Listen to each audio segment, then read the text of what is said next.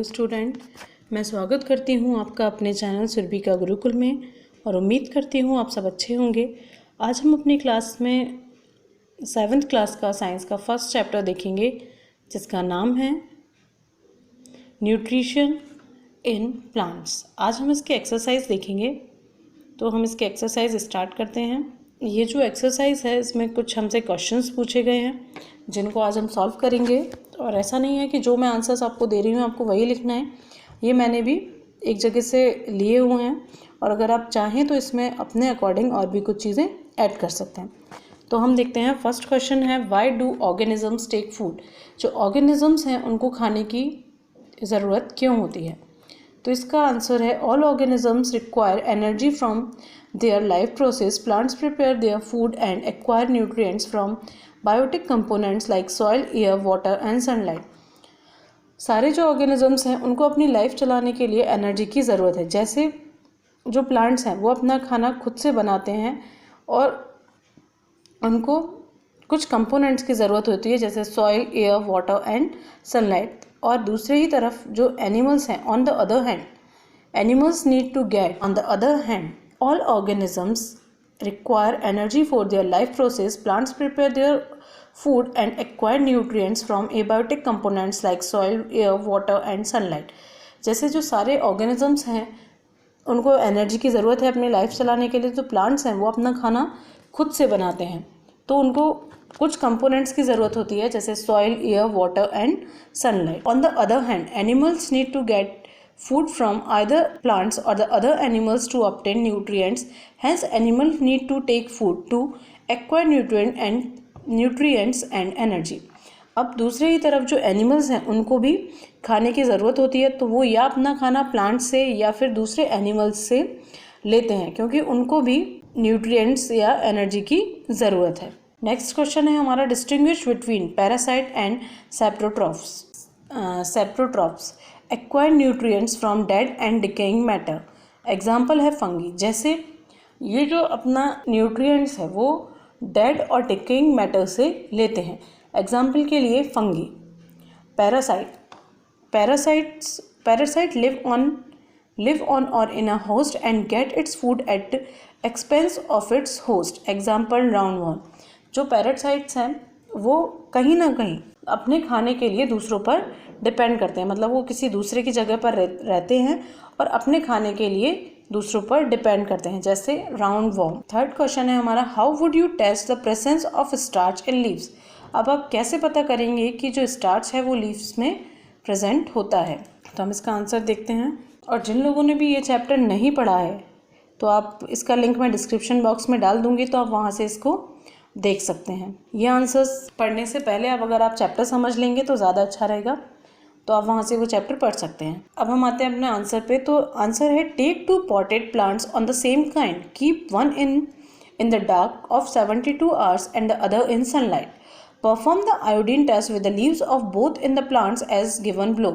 Now leave the pot which was earlier kept in the dark undistributed for 3-4 days and perform iodine test again on its leaves. अब हम अगर हमको ये test करना है कि स्टार्च प्रेजेंट होता है या नहीं, तो हमको 2 पॉट्स लेने हैं जिसमें सेम हमने प्लांट्स का यूज़ किया हो। उनको एक जो प्लांट है उसको हमको 72 hours के लिए डार्क में रखना है, मतलब जहाँ पे उसको लाइट या फिर एयर ना मिले, और दूसरे ही तरफ हमको दूसरा वाला जो प्लांट है वो हमको सनलाइट में रखना है। अब जैसा इन्होंने बताया है उस तरीके से हम करके देखते हैं। जब हम इनको 72 hours बाद निकालेंगे तो put iodine solution on the leave. तो जो आयोडीन सॉल्यूशन है उसको हम उसकी लीव्स पर डालेंगे तो हम क्या देखेंगे कि blue black colour will be observed on the leaves on the plant kept in sunlight which indicates the presence of starch. अब यहाँ पे आप देखेंगे कि ब्लू ब्लैक कलर जो है, मतलब जो प्लांट आपने सनलाइट में रखा हुआ था उसमें स्टार्च प्रेजेंट है। अब यहाँ पे blue black colour will not be observed on the leaves of plants kept in a dark room, this indicates the absence of starch. और दूसरी ही तरफ जो हमने प्लांट डार्क में रखा था वो ये जो कलर है मतलब उसको एब्जॉर्ब नहीं कर पाएंगे और इससे पता चलेगा कि इसमें स्टार्च प्रेजेंट नहीं है। फोर्थ हमारा क्वेश्चन है give a brief description of the process of synthesis of food in green plants. तो हमको यहाँ पे सिंथेसिस मतलब ये बताना है कि जो प्लांट्स हैं यहाँ पे हमको फोटोसिंथेसिस की प्रोसेस को एक्सप्लेन करना है। Green plants use a process called as photosynthesis to prepare their food. The process is as follows. अब जो ग्रीन प्लांट्स हैं जो वो प्रोसेस यूज़ करते हैं खाना बनाने के लिए उसको हम बोलते हैं फोटोसिंथेसिस। अब हम आगे देखते हैं कि वो क्या क्या करते हैं। Water is taken from the roots of the plants and it's transported to leaves of the plants. अब जो वाटर है वो जो रूट्स होती हैं प्लांट्स की वो उसको एब्जॉर्ब करती हैं और लीव्स में ट्रांसफ़र करती हैं। Carbon dioxide from air enter the leaves through pores and stomata. This diffuses the cell containing chlorophylls. जो कार्बन डाइऑक्साइड है वो एयर के द्वारा लीव्स में जाती है, जो उनके छोटे छोटे पोर्स हैं उनको हम स्टोमेटा बोलते हैं और वो कंटेन हो जाती है क्लोरोफिल के रूप में। Water molecules is broken down into hydrogen and oxygen with the help of sunlight. Water के जो मॉलिक्यूल्स हैं वो ब्रोक डाउन हो जाते हैं हाइड्रोजन और ऑक्सीजन के। हाइड्रोजन और ऑक्सीजन में किसकी हेल्प से? सनलाइट की हेल्प से। Hydrogen combines with oxygen and hydrogen to form carbohydrate. अब जब हाइड्रोजन कंबाइन होता है ऑक्सीजन के साथ तो वो कार्बोहाइड्रेट बनाता है। Photosynthesis is represented by the following equation. अब हमको एक इक्वेशन दिया है, ये इक्वेशन हम और ज़्यादा अच्छे से चैप्टर में पढ़ चुके हैं। तो यहाँ पे आप देखेंगे carbon dioxide plus water, presence of sunlight, glucose plus water, oxygen. यहाँ पे कार्बन डाइऑक्साइड और वाटर के साथ जब ये रिएक्ट करेगा प्रेजेंस ऑफ सनलाइट में तो आपको मिलेगा glucose plus oxygen. Fifth question है हमारा, show with the help of the sketch that plants are the ultimate source of food. अब ये जो एक स्केच के द्वारा हमको समझाना है कि जो प्लांट्स हैं वो अल्टीमेट सोर्स हैं एक फूड का। जैसे green plants primary consumer, secondary consumer, green plants primary consumer, secondary consumer, tertiary consumer, quaternary consumer और प्रीडेक्टर्स। फोर्थ हमारा है फिल इन द ब्लैंक्स। तो इसमें फर्स्ट है green plants are called dash they synthesis their own food. अब green plants को हम क्या कहते हैं पहले हम यहीं से देख लेते हैं। फर्स्ट है green plants are called dash since they synthesis their food. तो वो होते हैं जो ग्रीन प्लांट्स मतलब अपना खाना खुद से जो बनाते हैं उनको हम बोलते हैं autotrophs. The food synthesise by plants is stored as dash.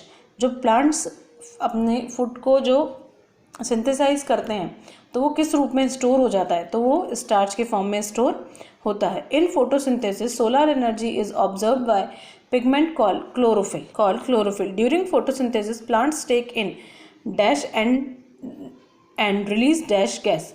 Photosynthesis करते समय कार्बन डाइऑक्साइड वो लेते हैं और ऑक्सीजन को रिलीज करते हैं। सेवंथ हमारा है name the following. A parasite plant with yellow shelter and branched stem, that is Cuscuta. A plant that is partially autotrophic, pitcher plant. The pores through which leaves exchange gases, stomata. Take the correct. First है Cuscuta is an example of parasite. इसका answer होगा parasite. Second, the plant which traps and feeds on insect is, that is pitcher plant. Match the items given in column 1 and those in column 2. अब match the following. Chlorophyll का है leaves. Nitrogen rhizobium. Cuscuta parasite animals. Heterotrophs insect pitcher plant. Make true and if the statement is true and F is you make T if the statement is true and F it is false. True false है तो हम देखते हैं carbon dioxide is release during the photosynthesis तो ये false होगा। क्यों? क्योंकि वो ऑक्सीजन छोड़ते हैं। प्लांट्स पे synthesise their food are called saprotrophs, it's false. जो सिंथेसाइज करते हैं उसको हम सेप्टोट्रॉप्स बोलते हैं, तो wrong. The product of photosynthesis is not a protein, true. Solar energy is converted into chemical energy during photosynthesis, true. Choose the correct option from the following. Which part of the plant take in carbon dioxide from the air of photosynthesis? तो answer क्या है? Stomata. Plants take carbon dioxide from the atmosphere mainly through their roots, stem, flowers and leaves. तो leaves. Why do farmers grow many fruits and vegetables crops inside large greenhouse? What the advantage of the farmers? अब जो farmers हैं वो बहुत सारे मतलब vegetables और fruits को क्यों लगाते हैं, उनको उससे क्या क्या फ़ायदे हैं, ये आंसर अगर आप खुद से लिखेंगे तो ज़्यादा अच्छा होगा. Fruits and vegetables crops are grown in large green house because its protect crops from external climate condition to the provide suitable temperature for the growth of crops. ये जो फार्मर्स हैं वो इन चीज़ों को इसलिए ज़्यादा उगाते हैं क्योंकि ये जो क्रॉप्स हैं वो हमारे क्लाइमेट कंडीशंस को अच्छा रखती हैं और एक सिचुएटेबल टेम्परेचर को,